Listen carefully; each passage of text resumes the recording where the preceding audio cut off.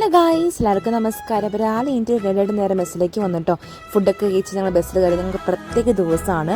നമ്മുടെ കോളേജിൽ നിന്ന് ആദ്യം എടുത്തൊരു ദൂരത്തെ ട്രിപ്പ് കൊണ്ടുപോകുന്ന തന്നെ ഫീൽഡ് വിസിറ്റ് ആണ്. ഒരു കോളേജിലേക്ക് കൊണ്ടുപോകുന്ന കേട്ടോ. അവിടേക്ക് എന്തിനെ കൊണ്ടുവന്ന് ഞാൻ വഴിയെ പറയാം കേട്ടോ.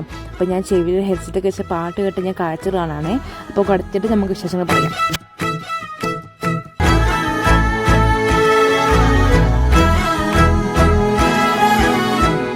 ഫൈനലി കോളേജിൽ എത്തിയിട്ടോ. ഞങ്ങൾ എത്തുന്ന സമയത്തല്ല എത്തിയത്, കുറച്ച് ലേറ്റായി പോയി. എനിക്ക് മെയിൻ ബ്ലോക്ക് ഇറങ്ങിയിട്ട് അപ്പോൾ അതാണ്. അപ്പോൾ ഞങ്ങൾ മെയിനായിട്ട് ഈ കോളേജ് ഇറങ്ങാൻ കാരണം ഈ ഡ്രഗ് കൺട്രോൾ പ്രോഗ്രാം ബന്ധപ്പെട്ട ഒരു വലിയൊരു എക്സിബിഷൻ കാര്യം നടക്കുന്നുണ്ട് ഇവിടെ.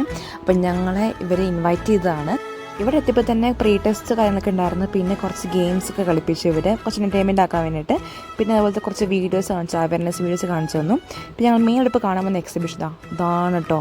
കണ്ടപ്പോൾ ഞങ്ങൾ ഞെട്ടിപ്പോയിട്ടോ. എന്നെ അടിപൊളി ചെയ്തറിയോ, ഭയങ്കര എഫേർട്ട് ചെയ്തിട്ട് മനസ്സിലായി.